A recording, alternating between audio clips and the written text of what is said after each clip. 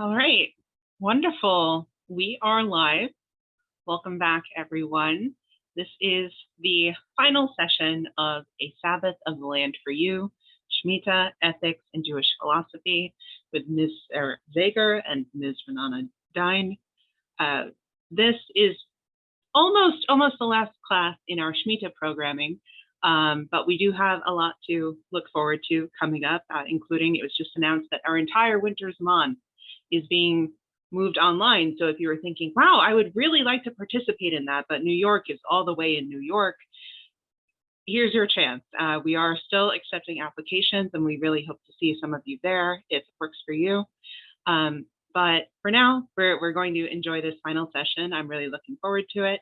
Let's take it away, Ms. Zager, Ms. Dine, please.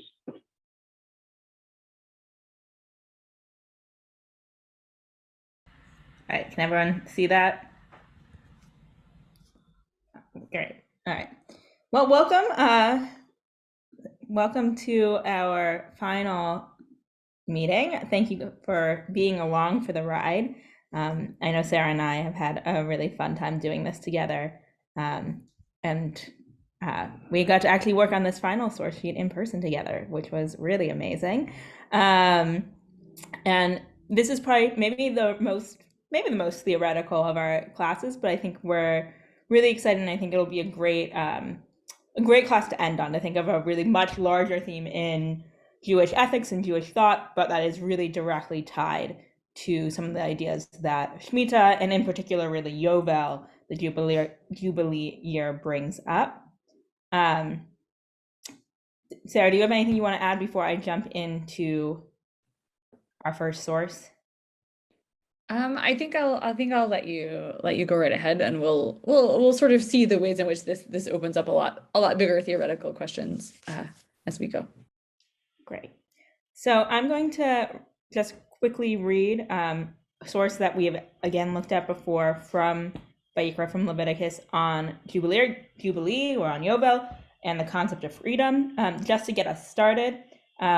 I'm going to read this. I'm not actually going to open up the floor to discussion right after, because I want to make sure we have time for a really rich set of sources. But I just want to set the ground of why are we talking about the concept of freedom at all? What does freedom have to do with the concept of Shemitah and Yovel? So let me just give this a quick read. וספרת לך 7 שבתות שנים, 7 שנים, 7 פעמים, והיו לך ימי 7 שבתות השנים, 49 שנה. ועברת שופר תרועה בחודש השביעי, בעשור לחודש, ביום הכיפורים תעבירו שופר בכל ארצכם. וקידשתם את שנת 50 שנה, וקראתם דרור בארץ, לכל יושביה יובל כי תהיה לכם, ושבתם איש אל אחוזתו, ואיש אל משפחתו תשובו. So very famous passage for those of us well acquainted with American history. The line of Ukratam Dror Ba'aretz, you shall proclaim release or freedom throughout the land, is on the Liberty Bell. So one of the kind of central ideas of freedom in Western thought, honestly, comes from this passage, this idea that in the Jubilee year, you're going to proclaim some kind of release, some kind of freedom for all of the inhabitants of the land, and it will be kind of a resetting of some idea of liberty and freedom. What is this idea of liberty and freedom? That's what we're going to be exploring. But when it comes to the concept of freedom or of liberty in Jewish thought, much of it revolves around a tension between wanting to hold on to some idea of human freedom and liberty, and considering that an important value, both like kind of philosophically and politically, and we'll get into some of the politics or some of the political sources later. But also we consider ourselves to be a people who are the servants of God, who are obligated in 613 different things, and have this sense of a heavy burden of obligation. The most kind of potent or line that I think really kind of captures this tension and this debate in just like one really beautiful sentence comes from Psalm 116. We say it in Hallel. Ana Hashem ki ani avdecha ben amatecha pitachta l'mosei rai. Right? Please, Lord, since I am your servant, the son of your maidservant, you have opened my chains. So how can we declare ourselves to be the servants of God? Not only are we the servants of God, but we are in a long chain of servants of God. This is a generational kind of servitude. And at the same time, praising God for releasing us from our chains, from opening us from some kind of bondage. So just that kind of one sentence really encapsulates this tension between obligation, servitude to God, classically kind of halachic obligation, and an idea that somehow being in relationship with God, being the people of God, is meant to somehow free us. So before we Can I just add one thing on that? I think it's worth noting also, right? Like we can think about this in a kind of strictly halachic way, but a lot of the thinkers in the modern tradition also will want to think of it as a sort of general statement about obligation, and a general statement about kind of being part of a people that sort of bestows on you certain kinds of responsibilities, or maybe just being a human person comes with this kind of paradox of, on the one hand, being obligated to those around you in some fundamental way, and at the same time being free in virtue, like specifically in virtue of your ability to regulate your own conduct or have it regulated. So there's a way in which even once we get out of the halachic frame, it still plays a really important role for a lot of Jewish thinkers. Yeah, before we turn into the first kind of heavy philosophical source, I wanted to see if anyone quickly has thoughts about this tension. Is this something that's familiar to you? Have you ever thought about this? I know that at some point when this verse was pointed out to me, actually while I was studying at Drisha, back in the summer of 2013, I think, I found this a really powerful verse to kind of encapsulate what I felt like it meant to kind of be a Jew, was to kind of simultaneously be a servant, obligated, and also free. Right. Well, you're right. And Shai Held has talked about this, right? The contrast between Paro and how he set up his servitude, and then the laws that God proclaims to us, giving us Shabbat, other things, to say, yes, you are my servants, you have to fulfill my will, but it's not as cruel. And you could say, I guess, take it a step further and say, the way God has set up the world, if we serve him, it ultimately benefits us, humanity, and all too. So but for whatever reason, he wants us to voluntarily take on that kind of servitude and duty. And when we do our duty, the world's a better place and we're better for it. That's the theory anyway. Yes. Yeah, go ahead. I think can you hear me? Okay, cool, that works. I think it's an interesting sort of like, I feel like this thing I think about when people talk about freedom, this sort of idea of like the freedom from versus freedom to kind of thing is like a thing that is like, I feel like really relevant in the way people talk about freedom nowadays. It's like, is freedom just like me being able to do something, whatever I want, whenever I want, or is it like, because I am free, I have responsibilities? I think like the Torah, the Tanakh is saying the latter, not the former. Like you're free from oppression to then serve the world in a certain way, not just free from oppression to do whatever you want to whoever you want, whenever you want to. For sure. And I think that the sort of one classical understanding is we are free to a sort of a set of responsibilities, and not just free to do whatever we want. Yes, Sarah? Yeah, I think there's a way of kind of amplifying that point, which we see pop up in certainly a lot of the like German modern thinkers love to talk this way, that it's only through real freedom is the freedom to have the ability to follow the rules. Real freedom isn't a lack of constraint, because a lack of constraint is actually just chaos. Real freedom is the ability to opt to decide to behave in a certain way, to be able to act according to duty. So that, they're all that. Happy to talk to anyone later who wants to know more about the kind of history of how that comes to be a really central argument for them. But it really plays a big role drawn out of these kinds of sources. All right, so we're gonna dig into our first kind of heavy philosophical source. So this is coming from a very recent book, I think 2015. Is that right, Sarah? for the publication? 2018, I believe. Oh, wow, that's Yeah, it's more really recent. recent. Okay. By Mara Benjamin, The Obligated Self, Maternal Subjectivity in Jewish Thought. This is a book that is both dear to me and Sarah. Both of us have worked fairly extensively on it and using its ideas for various sort of academic projects we've taken on. And she's in very much responding to some of the people who Sarah kind of mentioned, these like German modern Jewish thinkers, but she wants to take Jewish thought in a new direction by putting this lens of maternal subjectivity, the kind of way of seeing and understanding the world, having been a mother, both kind of biologically and through adoption. It's a very interesting lens, an interesting book, and to kind of think through how Jewish obligation is similar and maybe dissimilar to the kind of obligation that a mother has for a young child. There are a lot of interesting things that come from thinking about obligation that way, but she also kind of explains what that means for the concept of freedom in her thought. So is there someone who wants to volunteer to read this paragraph? I'll go ahead. Okay, Mara Benjamin, The Obligated Self, Maternal Subjectivity in Jewish Thought. To live with and be responsible for a newborn, a baby, a toddler, is to suddenly wake up to one's unfreedom. It means having the concrete experience dozens of times each day of being beholden to another. This unfreedom feels at times like slavery, avdut, and times like service, avodah. But this condition, so acutely, viscerally, and materially experienced in caring for a young child, reveals a basic but easily occluded fact of existence. Maternity lifts, sometimes rips the veil from our eyes, opening us to recognize unconditionality. And yet, we cannot simply submit if the act of compliance is to retain its ethical force.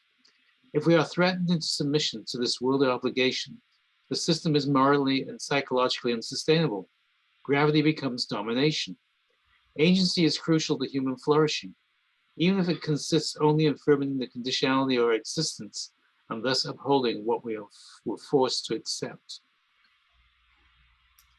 So I realize that this is a meaty source. So I'm wondering if we can kind of answer maybe some questions and get some ideas on the table.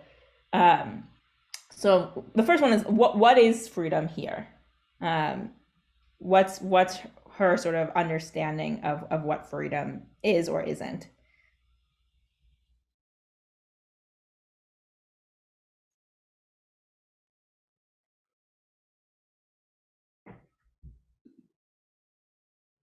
Well, she talks about unfreedom. Does she talk about freedom or she just talk about unfreedom? Well, sometimes we can try and get a definition from its opposite. But she talks, I mean, agency here would be another kind of term for some kind of freedom, which maybe is also an interesting word choice. And what does she think? What is this unfreedom that she's talking about? Like Well, first of all, does it relate to the fact she had not everybody has this, but she had the freedom to become a mother or not, and in making that free decision to become a mother, she in fact tied herself to a very unfree existence as that happened. But there's a certain freedom in that service, is where she might be going with this, or what I might say in response. Yes, she does talk about that, and around someplace else in the book that she did have the choice to become a mother, like particularly in her case as a woman married to another woman, but once she made that decision, she wasn't free to walk away, right? She did take on the obligation, which she could have chosen not to, but once she had taken on the obligation, it sort of totally encompassed her life, and there was no way that she could kind of lift that obligation from her. Go ahead, Sarah. I think at the same time, she is actually making an even stronger claim than this, right? She definitely acknowledges the ways in which she, opts to become a parent, especially, given sort of, the kind of different kinds of steps that she has to take in order to make that possible. But at the same time, I think when she says this line about maternity lifts, sometimes rips the veil from our eyes, opening us to recognizing our conditionality. Conditionality is one of those philosophical words that sounds like you know what it means, but it doesn't mean quite what it's being used strangely. And she just means being put under certain conditions that limit what you can do, right? So that limit the kind of freedom from that, like impose constraints on what's possible, and therefore, might limit your freedom from.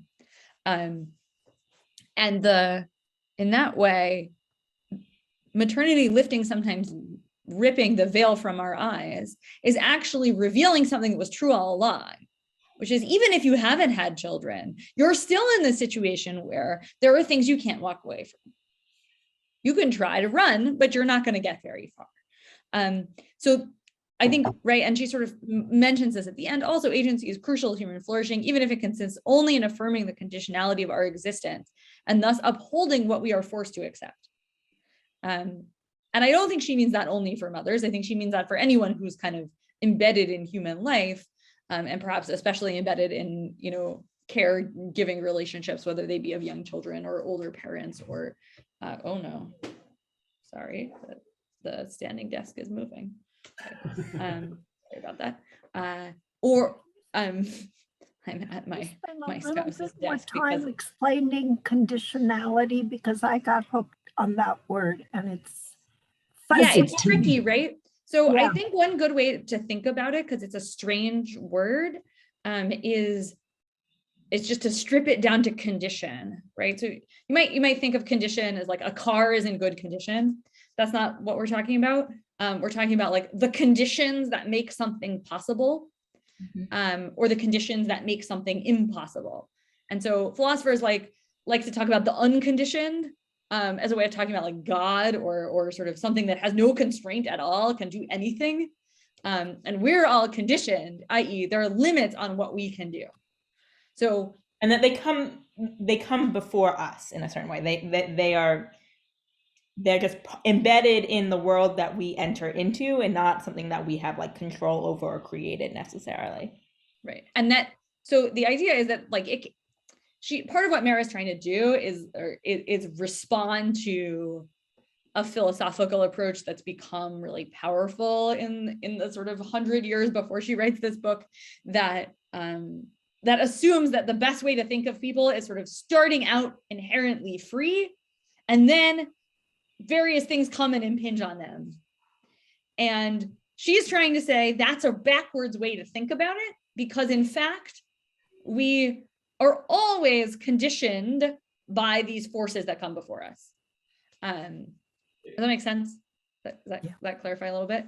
So it's not just, I think for her, like maternity and maternal experience is a good way to understand or kind of dramatize the way that that's the case, because when you're there with the crying baby, the demand is really like audibly, physically present.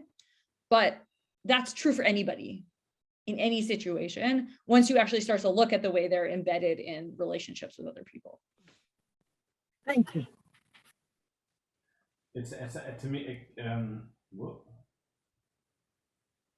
it sounds kind of like what she's saying while you're explaining it also, Sarah, is like, freedom is realizing we have or being able to take on responsibilities. Like it's, I am responsible for being a human being that is relating to other people in a, kind way. I am responsible for being a parent to a child. And that is like, my freedom is like knowing that, understanding that, and like being able to do those kinds of things, or realizing that I always had to do those kinds of things, and sort of like having like the agency and the ownership over those kind of things makes you have freedom. Yeah. I think it's also helpful to just now bring this into a little bit of context, which is that he's responding to the very famous Agadah, Midrash, that about the giving of Revelation, the Ten Commandments, where God is holding Mount Sinai over the Jewish people or the Israelites and saying, do you accept this? And if you don't accept it, I'm going to drop it on the mountain on you guys, and you're going to be crushed. Is that a free acceptance of the obligation of being a Jew? Are we just born into kind of being obligated, and it's not a choice that we take on? Instead, we're always in this state of being obligated to Torah and to God or whatever. And that wasn't necessarily chosen in the way that we think of that term, but rather, again, like with the kind of experience of being a mother, you can affirm your own responsibilities, and there's a freedom in that, but you are endlessly caring and responsible and obligated to this child, who is not, you might have chosen to become a mother in certain ways, but you did not choose to have this child.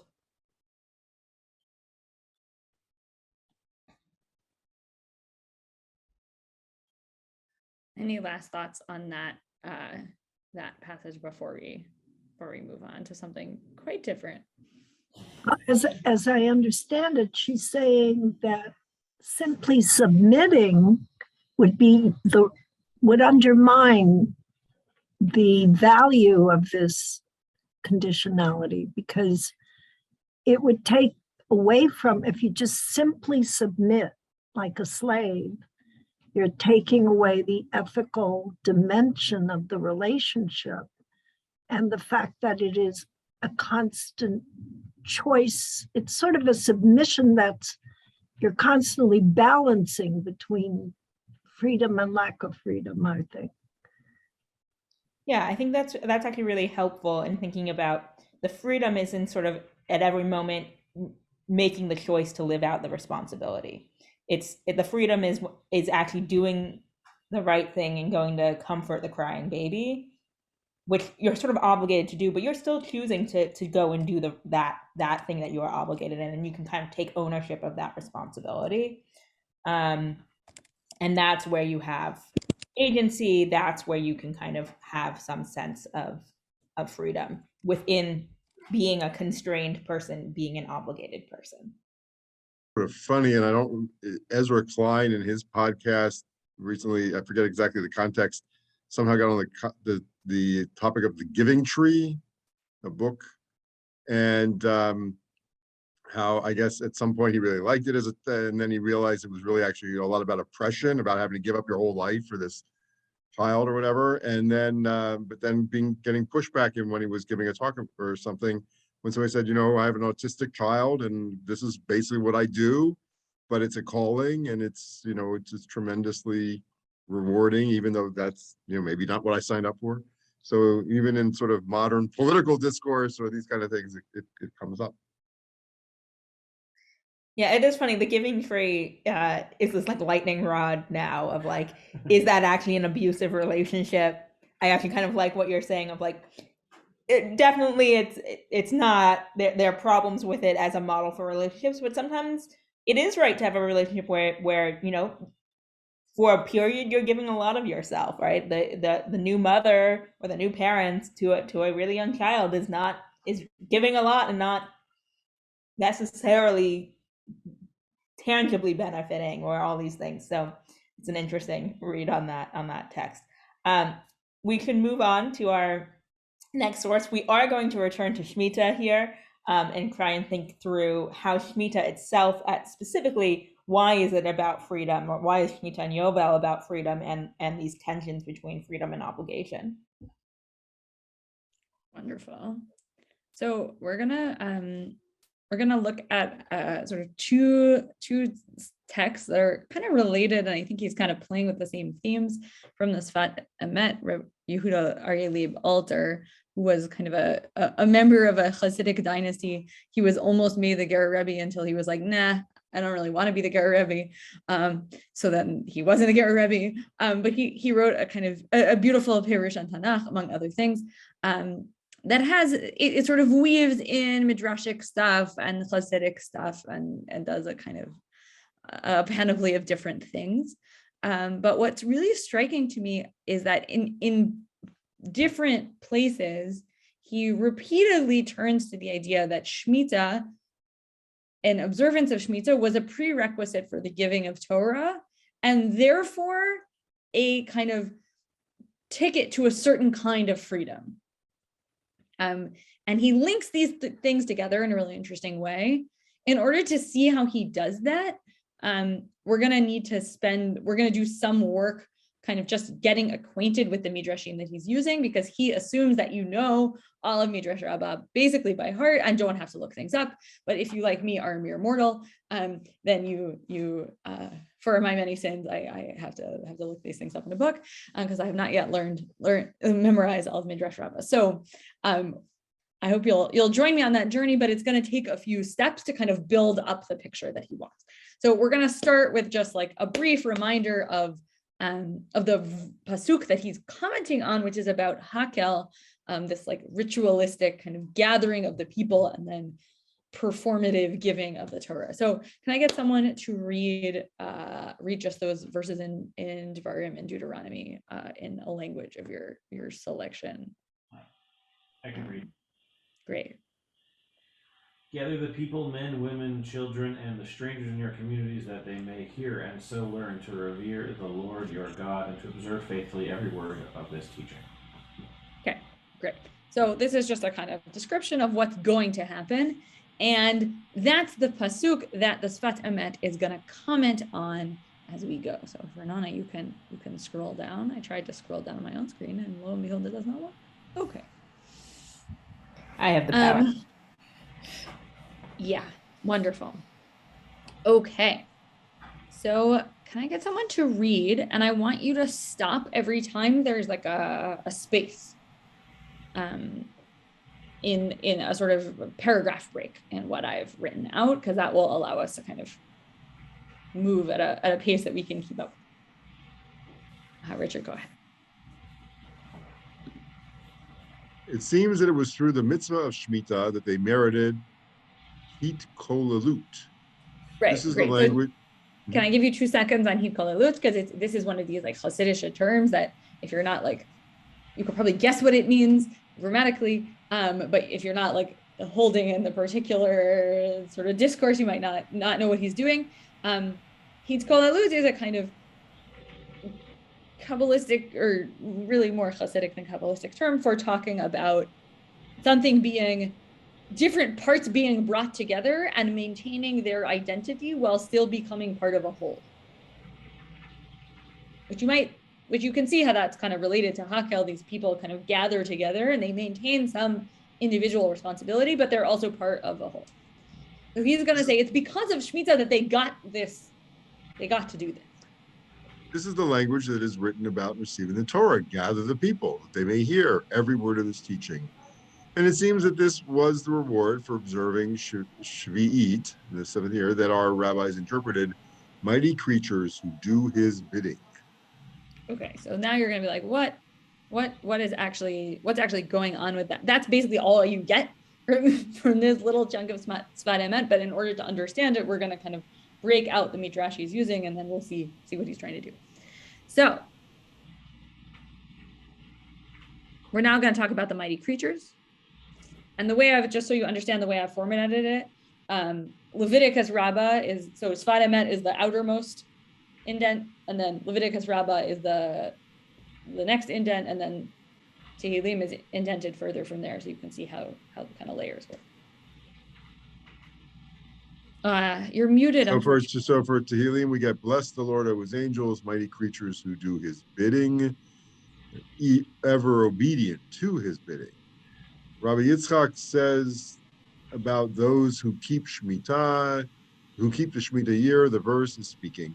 In the normal custom of the world, a person performs a mitzvah for 1 day a week, 1 month, but not for the whole rest of the year. And here they guard their field and their vineyard, Bira and Bira, and pay their taxes and are silent. Is there a greater hero than this? And if you say it's not speaking about those who keep Shemitah, it said here, performers of their word, davar, And it said in Devarim, and this is the matter, the Davar of Shemitah. Just as Davar above is about those who keep Shemitah, so Davar here is those who keep Shemitah, the performers of their word. Okay, so Ranana, can you just scroll up back to the psukim so that we can actually see? Yeah, a little bit more. Great. Okay. So what he's done, and what this midrash has done basically, is try to ask the question: who are these mighty creatures that we're talking about? The mighty creatures are the people who keep Shemitah. Why? Because normally doing a normal mitzvah requires sort of only a momentary kind of resistance or sort of forbearance or something. But Shemitah requires that you keep it going for a whole year. Now you might say that is kind of, oh, beautiful. Thank you, Renan. You might say that is a kind of strange picture of how other mitzvot work, because it's not as if you can go around, I don't know, eating ham and cheese sandwiches once a year. But it might nonetheless, I think part of what he's doing is he really has in mind mitzvot aseh here. And it's hard to come up with a mitzvot aseh that maybe there are mitzvot aseh that you do all the time, like sort of a hafta resh kamocha kind of things. But many of them are not the kind of thing you do all the time. You do them in particular moments when it's sort of appropriate or necessary to do them. But Shemitah doesn't work that way. Shemitah you really do for the whole year. And there's something about that requires a certain kind of strength. And it's actually that ability to engage in sort of a sustained forbearance or pulling back from the world that means that you get to Torah. We haven't gotten that the Torah is freedom piece. We're going to get there in a minute. But for the moment, it's just the idea that something about Shemitah being as difficult as it is actually what merits Israel receiving the Torah in the sort of hakel form, at least in the kind of different moments when Bnei Israel receives the Torah. And I think, yeah, Harvey. So rather than saying that because we keep we're kind of reversing, Shemitah is the reward for the Torah, or is it the other way around? I think it's the other way around in the sense that now Torah is given in multiple ways and multiple times, but there's something special about that moment of hakel and the kind of public reading that goes on. Right. And that version of receiving Torah is, and that for the Sfat Emet has this kind of mystical function of everybody maintaining their identity, but also becoming one. That's what Shemitah makes possible. And that's a form of a kind of receiving of Torah for him in his like little, somewhat unusual, mystical, Hasidic kind of framework. But that allows, I think part of what he gets at here, which is something we've talked about all the way through this class, is that Shemitah is in some sense an individual mitzvah, in some sense an individual project, but it's inherently social as soon as it starts in a way that other things, might not quite be. And there's something about the kind of communal participation in Shemitah that makes it connect well. I can also imagine that in some ways what this connection happens because, right, the idea of that blowing of the shofar on Yom Kippur and the declaring of release or freedom is supposed to be a moment of gathering the entire people, right? This idea that the shofar blast will be heard by everyone. So that idea of like declaring freedom is also one of sort of a kind of gathering of the people. And maybe we could even think of a new kind of revelation, a new start, a new freedom. That's beautiful. I had not thought of that connection, but I think that makes a lot of sense.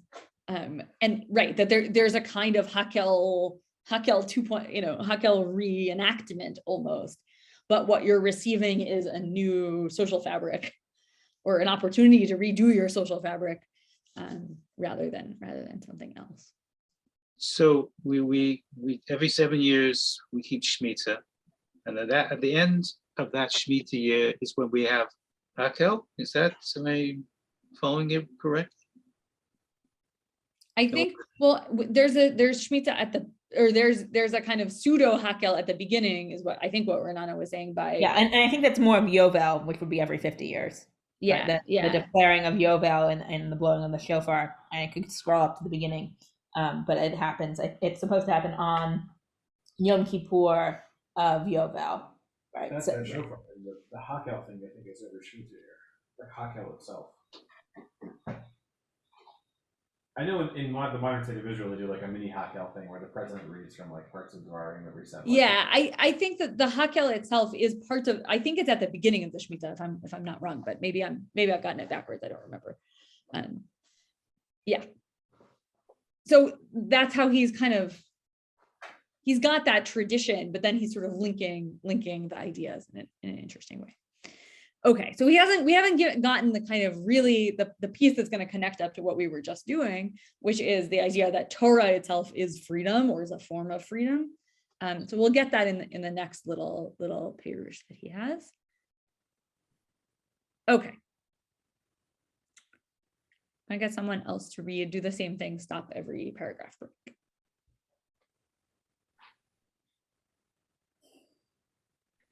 I'll go ahead.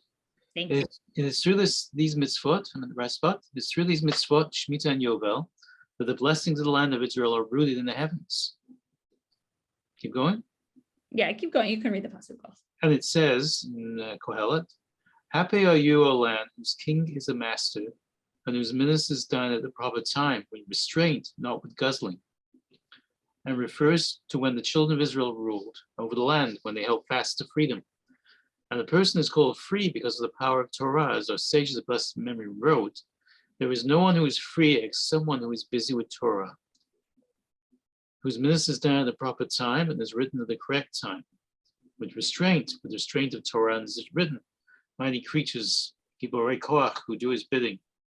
Right, so just remember that's the pasuk that we had from the previous one. So even though he's writing these on different parshiot, but he's using, right, he's pulling from the same language because he's pulling from a sort of similar batch of midrashim, and he's making a little pun, right? Because he's got bigvura, right? Yochel bigvura velo v'shevi in Kohelet, and then he's got the Giburei Koach in Tehillim that we cited earlier. Okay, mighty creatures who do his bidding, and our sages interpreted this as referring to those who observe Shemitah. And we interpret the verse, but they who trust in the Lord shall renew their strength, Koach, as referring to those who keep Shemitah and Yovel, who are called those who trust in the Lord, because they do not sow or thresh. And because of this, they receive renewed strength and a new soul from above. Great. So, okay, Ranana, can I ask you to scroll back up one more time? So just to review the moves he's made, because he's a very kind of condensed.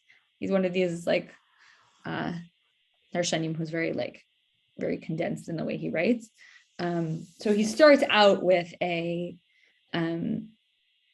this pasuk from Kohelet, which sort of describes two things, and I think two descriptions of power, but also potentially of freedom, right? On the one hand is the king who is a master, the king who is in control, right? And that might be a kind of the king who's got he's got freedom too. No one's going to get in his way, and he can do whatever he wants. And then he's got the ministers who dine at the proper time with restraint and not with guzzling. And that might be a different kind of freedom. It's a kind of freedom that's characterized by a pulling back, by restraint, by sort of regulation, by being organized in a kind of way. So that's maybe the second model of freedom that we've been playing with this whole time. And that's sort of implicit in the pasuk. And he's going to link that up with a rabbinic tradition that says the only person who is free is someone who's busy with Torah. Now, you might look at someone who's really osek b'Torah as being not free to do anything else, right? Not free even maybe to, do the kind of care labor that Benjamin is talking about, or not free to, I don't know, do whatever other kinds of pursuits they might be doing. But there's something in the minds of the rabbis that that Torah kind of opens up as a kind of mode of freedom that wouldn't be otherwise accessible. And so then the question is, what is the, you might think of restraint and pulling back as a form of weakness, and he wants you to kind of unread that. So when he says, no one is free except someone who busies themselves with Torah, that allows him to read bigvura, not as like, not as sort of internal restraint, but actually the restraint of Torah itself. And whether we read that as Torah kind of narrowly construed, like Torah as here are a bunch of laws, or Torah as a kind of broader enterprise and study and means of practice and sort of mystical force in the world, even, I think is kind of open to us. But in either case, the power that comes in restraint and in pulling back and kind of not guzzling whatever's in front of you, to use Kohelet's metaphor, is linked to Torah. Torah is what makes that possible for him. And then, right, he's going to link, he says, I already know there's a midrashic tradition that links giburei koach, right, also kind of etymologically linked to gvura, as people who observe Shemitah. And that's also linked to Torah in this kind of Hakel receiving the Torah moment. So all those things are sort of grouped together in his mind. And actually, one's strength, maybe here a more physical, literal kind of strength, is renewed precisely by this pulling back, this refusal to work the land, refusal to engage in the kind of physical labor that might be built into it, all of those kinds of things. So one shows one's trust in God, but also one's kind of internal strength by pulling back. And that pulling back is in fact made possible by Torah. So I want to pause there and just reflect for a minute on whether we think that's like a compelling vision of freedom, and the freedom is made possible by Torah, maybe a potentially disturbing vision. I see Harvey's got a hand up, so I'll call on him as you all maybe think a little bit more about that question. I mean, I'm reading this and it seems like he's making the case that Shemitah and Yovel are the ultimate ends of what Torah is about. Not that we reach that point and it's like this messianic era, but we achieve it, and then we have to we have to work again for another 7 years to achieve it again. But it seems to be like it's the goal of the end goal. Yeah, and it's sort of both, right? It's both the goal and it's that which makes it possible. So it's sort of like, or even it's like the paradigmatic example of what this means. So yeah, it's something we're aiming at, but it's also something that makes the kind of full fulfillment of the project possible, maybe even makes, at least in the first version, like receiving the thing possible. So he's given, I mean, by highlighting these midrashim in multiple places, he's picked like one or two sentences really out of Vayikra Rabbah in order to make this point. When he's done it in a couple places, this is actually, I think he does it in 2 or 3 more that are basically substantively very similar to what I brought you. So for him, it seems to take on this really powerful significance, and he really wants this to be a central part of what it means to kind of live with the Torah. I was also thinking that, and this kind of links up to what Harvey was saying, that there's a connection we can maybe draw also again back to Shabbat with this idea of the neshama chadasha, right? We're getting a new soul, and on Shabbat we always hear about how you're getting an additional soul, right? Neshama yetera, and that like you think about Shabbat as sort of kind of like a taste of the messianic vision, some kind of small bit of what is kind of the ultimate purpose. Shemitah is again like a kind of bigger form of it. We're not just getting a neshama yetera, we're getting a neshama chadasha. And so I think that reading of, actually in certain ways the goal of Torah is Shemitah or Yovel. It's also what enables Torah. I think there's a lot you could do there, and also putting in kind of Shabbat as both, creation, purpose, fulfillment, all of that. Yeah. I think also thanks for drawing out the neshama chadasha language, because it's such a more kind of strong metaphor or strong language than neshama yetera in a lot of ways. But I think it's again this kind of like, we become a new being when we are part of the whole, and that new being might be different than what we had before, but it's still related. But it's really new, and it's new in virtue precisely of the kinds of connections it has to the things around it, i.e. the other parts of the yeah, Benny. It seems like maybe I'm not understanding it 100% right, but it kind of seems like a hard sell to tell people, like, when you're the most free, when you're doing nothing and living with deep uncertainty. Like, that seems like a really hard sell. And so I'm like, maybe there's like, he's saying like, yeah, if you can achieve that, then you're really free. And so like freedom is actually really, really hard, but like it doesn't seem like an accessible sort of like vision of freedom.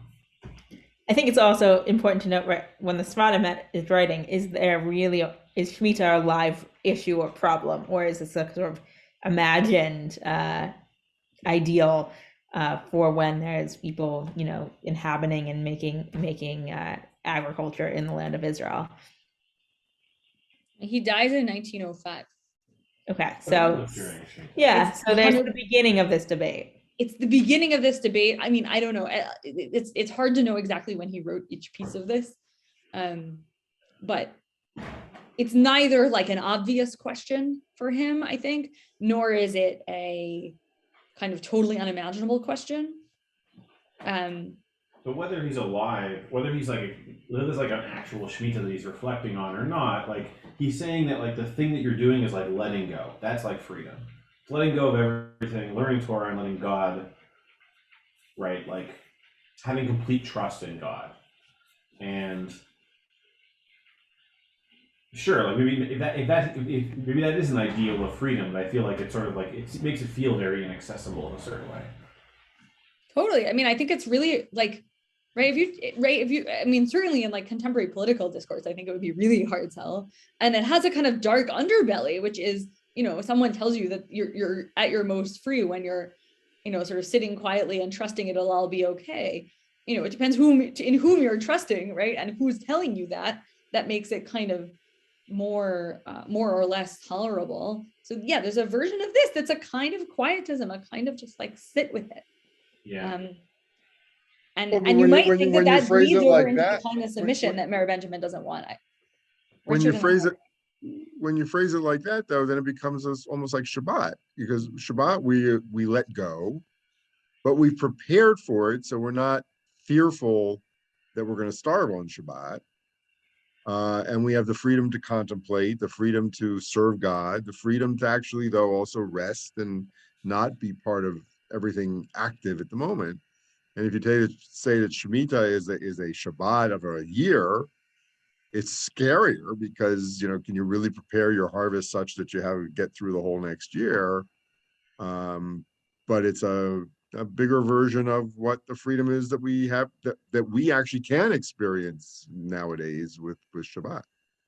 Yeah, I was going to say the same thing. I mean, Benjamin is suggesting that we're just going to hope and pray that God said it'll be fine. I think we have to prepare for it, and that's. I think it's easier now, a couple of 2,000-3,000 years later, to do that. We maybe have the ability to do that. That the people who relied on the agriculture, and then we're gonna hope and pray it rains, and then we have to have enough food. But yeah, we can't just rely on waiting and hoping it's going to happen. You have to be proactive in making it happen. Yeah, it's interesting to me that this fundament doesn't talk about that, right? Like he's not going to highlight, and then when he talks about like what are the things that people do in order to show that they're faithful to the project of Shemitah and Yovel, it's that they don't thresh, they don't sow, and they sort of pay the appropriate, taxes to the appropriate parties. It's not that they like, in the year before they start to stockpile, blah, blah, blah, right? Like there's no, to sort of play out the metaphor, like there's nobody doing the Shabbos cooking in this story, right? It's just the stopping.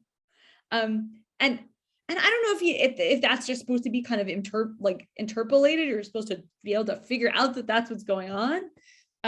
Maybe in the world that he's imagining Shemitah, it's just not possible to prepare your harvest in that way.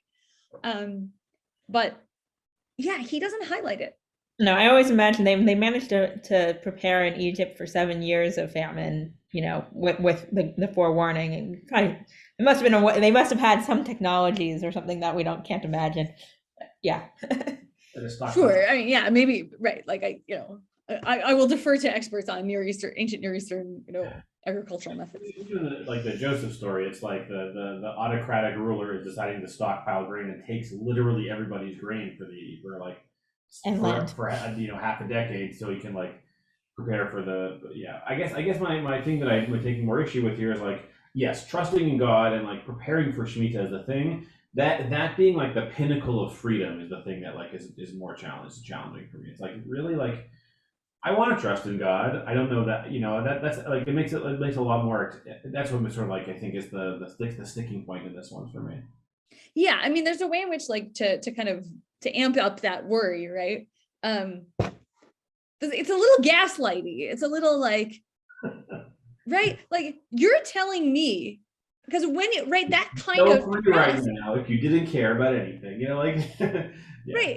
Right. And that kind of trust that this model thinks you're supposed to have is really terrifying, because I think, I mean, think of moments in your life where you're I have to just sort of surrender and hope this all turns out okay.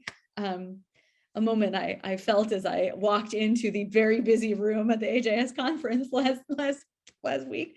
Did I when you have to sort of have that surrender, that doesn't feel like a moment of freedom. And there's something kind of strange about someone telling you that is freedom, because it kind of belies your experience. Your experience is of unfreedom in a really profound way, or at least of fear and of lack of control. Yeah, Harvey. But they didn't, you just described a situation that you're kind of a little afraid of, and you're doing presentation perhaps, but ultimately you are in control. I mean, you had to prepare, you're responsible, and it was for you to do. And if you can come through that with flying colors, which I'm sure you did, it must be a great feeling that you had the freedom to do all that, and it was on you to do. Right. Well, I'm going to challenge Harvey a little bit, because Kochi V'Yotzem Yadi, right? You had to prepare and do everything to make that AGS presentation, to let your harvest go fallow for a year or whatever it is. You have to do all that stuff, but at the end of the day, you have to attribute the success of that effort to Hashem. Right. And only by trusting that Hashem gives you the health and the strength and the intelligence to actually present at AGS or to leave your field fallow. And especially if you're living in the Safat Emet era where there was less technology and so forth, you're going to say, this is Hashem did it. But yes, you got to do it too.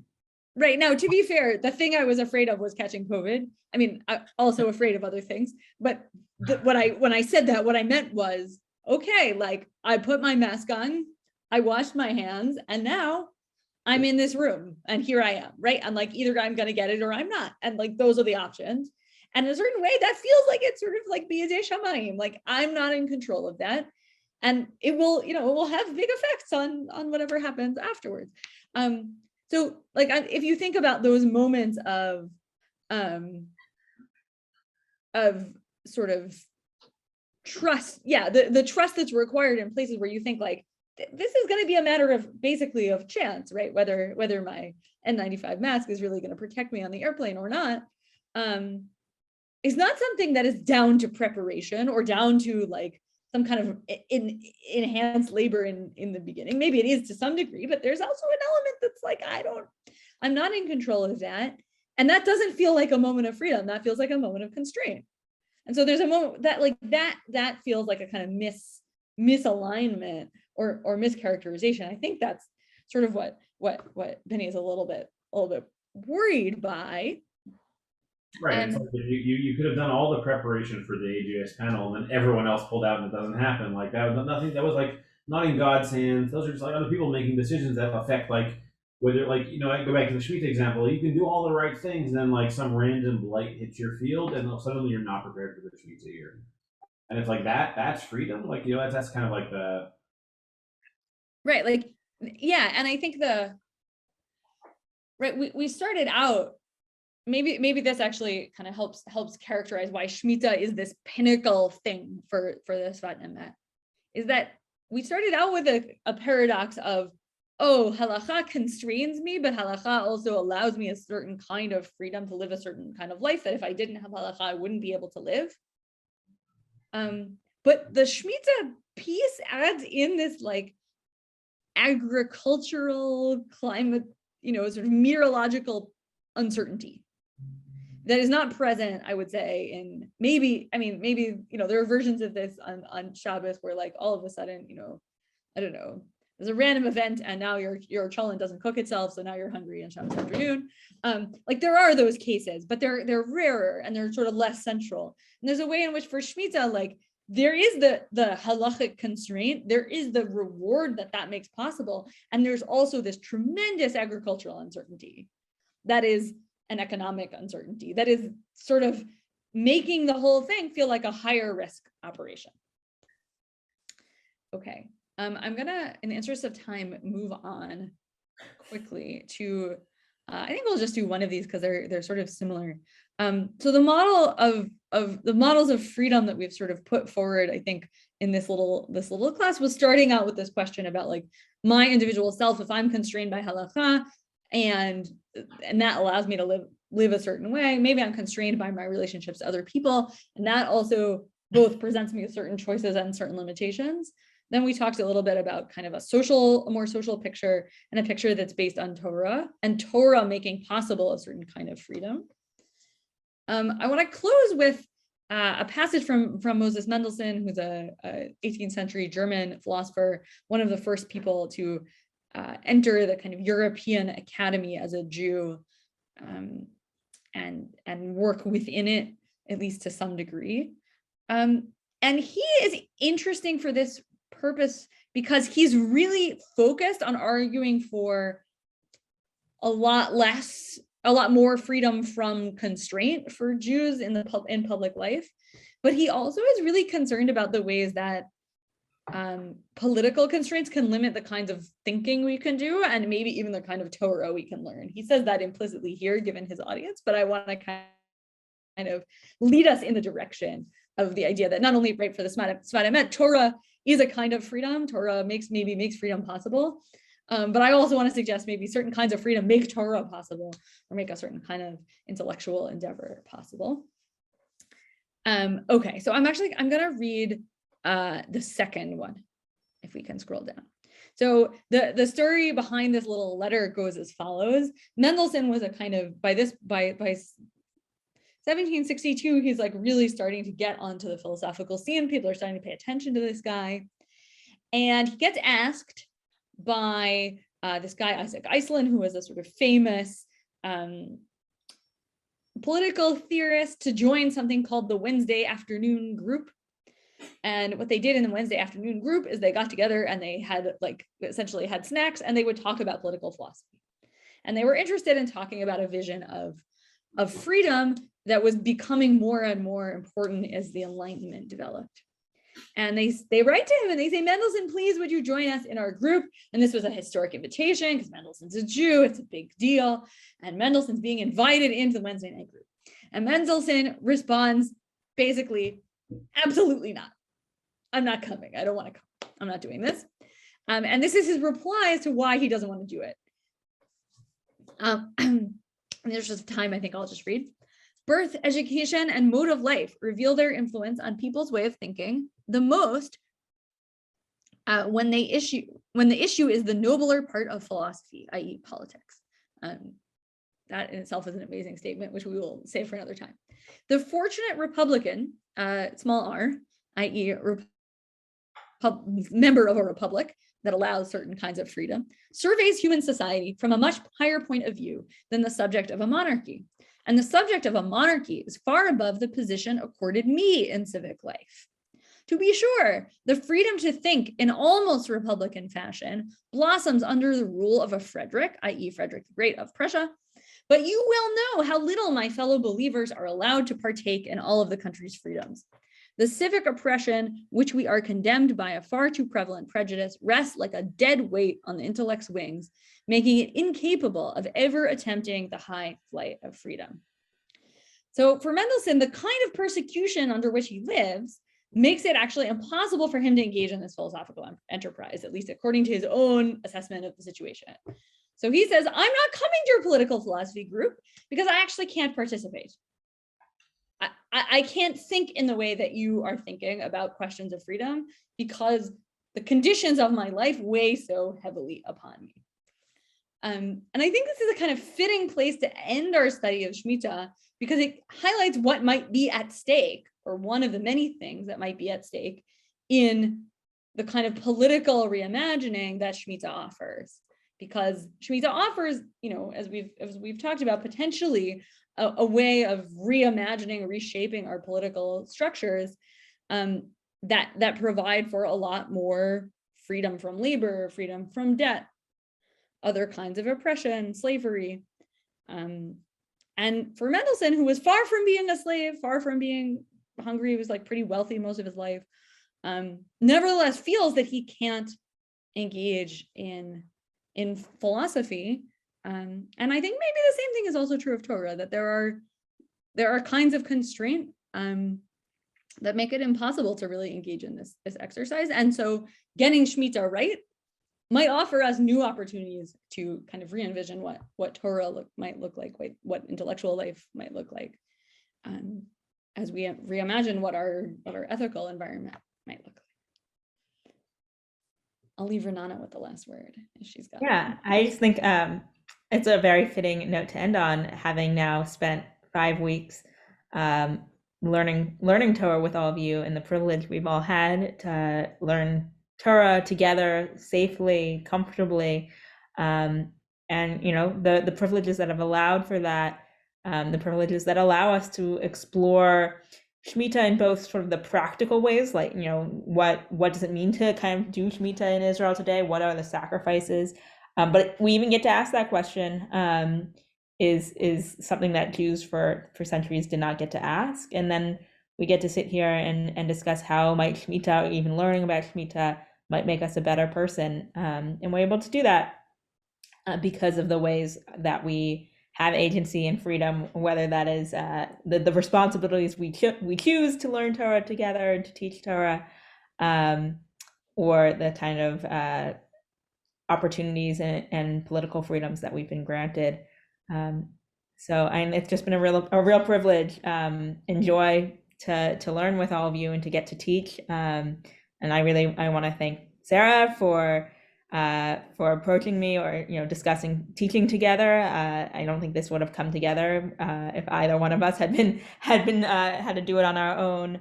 And I want to thank Drisha for approaching us to teach, and for allowing us to do this and agreeing to go along with our wacky ideas, and to all of you for showing up and for making the teaching such a joy.